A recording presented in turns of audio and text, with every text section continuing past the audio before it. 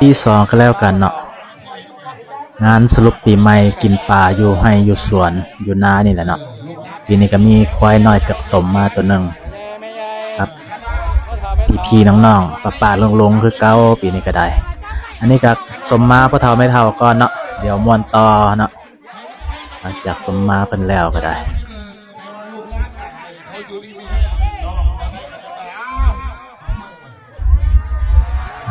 สวัสดีปีใหม่มาทุกคนก็แล้วกันเด้อปลาไว้ยาวเพิ่นว่า ใจฮ้อนได้เพิ่นนี่ก็ได้ยาวสารวัตรกันเลยลำสารวัตรเนาะ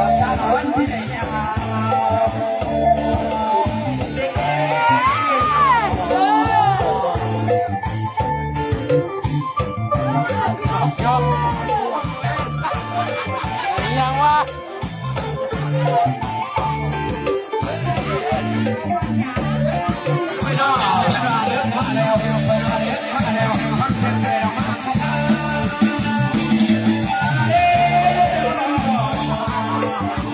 นอนตื่นเดินว่าพ่อน้ำโมเป็นไงยั่ว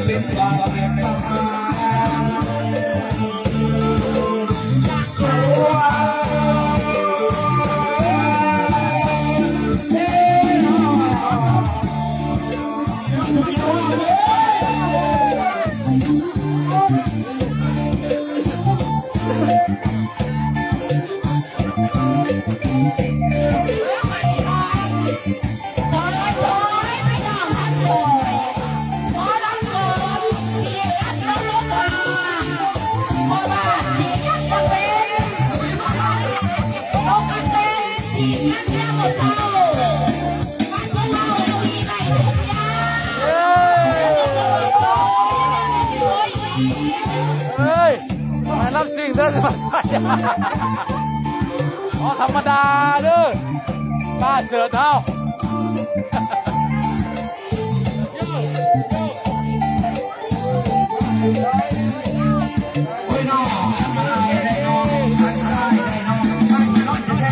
คนเดียวอยู่ในบ่อ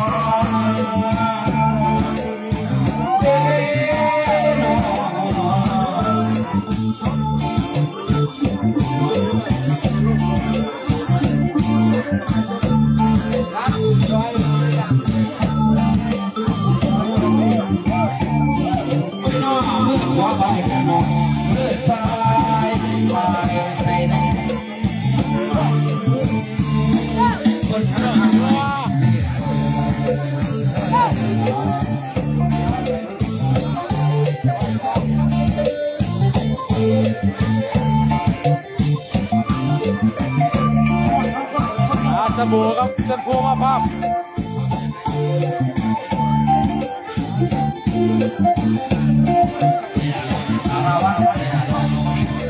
ลงมาทงเลยน้ำไปกดใหญ่เป็นเที่ยวเป็นลองเดินลองเดินบนซอยไป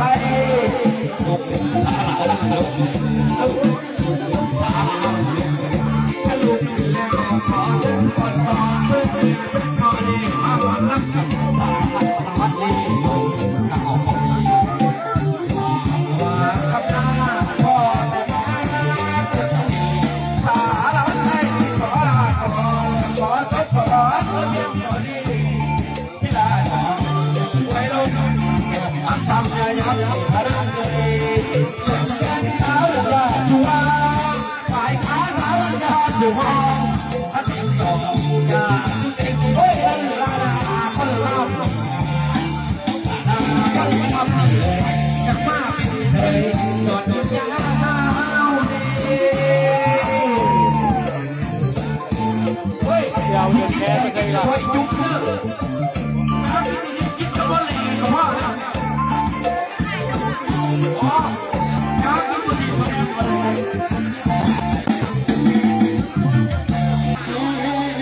นี่เป็นนอนสองเธอแล้วลงก่อนเนี่ย แม่นะสายแข็งอยู่นะขับไปหน้าแบบนี้ล้มหลดหัวเลยนะลุงนวลทำประกาศร้องเบิ้งโลดมันว่า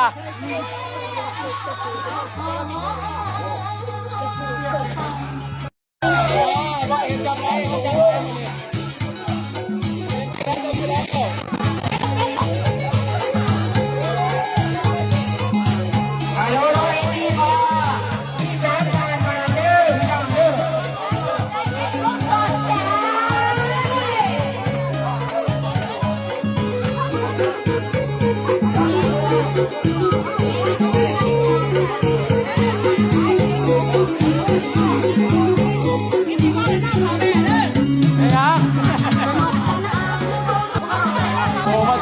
เล่าอีกละมันคือบทกันเนาะเสนอนั่นแหละว่าโมนี่เสนอเรื่องมูเสนอไหมโอ้ยกันยันภาพจำเป็นเจ้าหาเลยเนาะ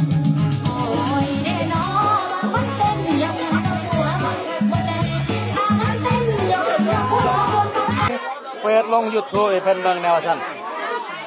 มันจะเห็นเจ้าของอ่ะเนื้อติดทาเบิ้งเดี๋ยวทาเบิ้งนะพ่อใหญ่เด้อเดี๋ยวเราอาดคนบ้านเดี๋ยวสิลง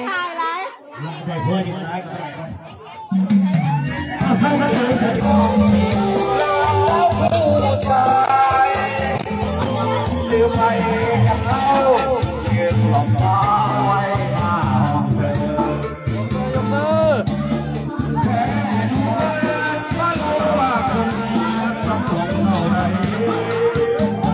มันโต๊ะข้าวสารดีกว่าจับไข่เจออยู่จับไข่เจออยู่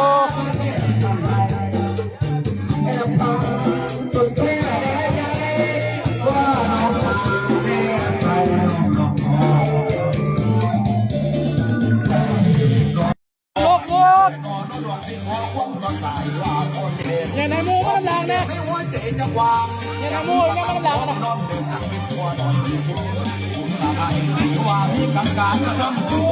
ไอ้มาทำมูนะรักเมียเขาบ่ได้โอ้ตาคำบ่ไอ้ขอจะเป็นผู้ห่วงไอ้คอยหาเวลาบ่คือคนเราหน้าตัดแน่มารักกันก่อนที่มันจะแน่รักกันก่อนที่มันจะแย่นี่แม่ก็ลอยอยู่ที่กินว่าไอ้แม่ลอย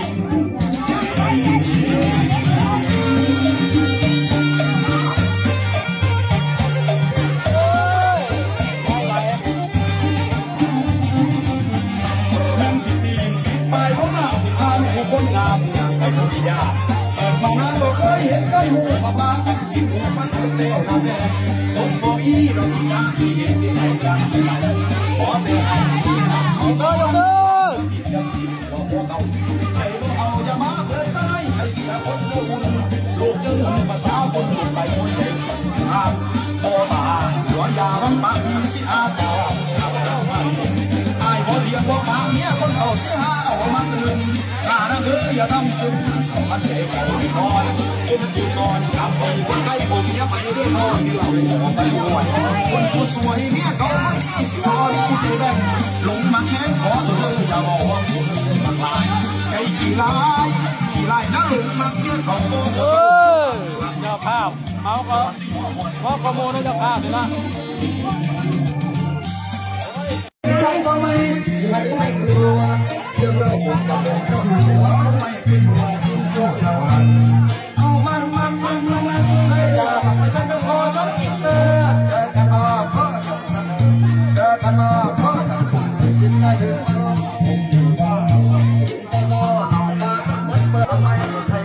มาบอกเพื่อนเขาตลกผมหน้าละลายก็หายไปแล้วได้ด้วยเราผมไม่เคยรู้ว่าสาวซื่อยังไปเยอะคนไม่ได้รับเราเช้าเอาหลับ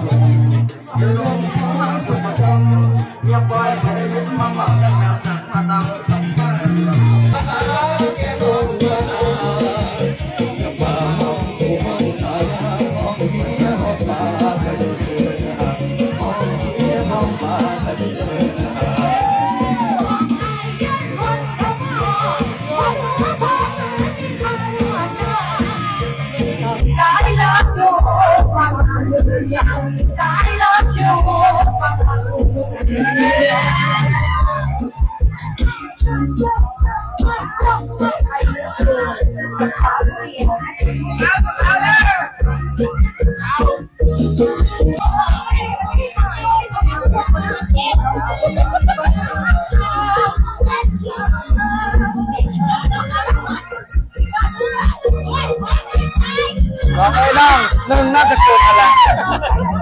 ผู้นายยายเท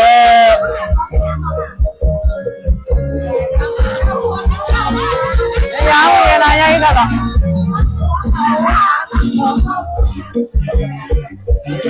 มอสป่าประมวลว่าทุกงานป่าแค่นี้อย่าลงนวลนะนวลทุกงาน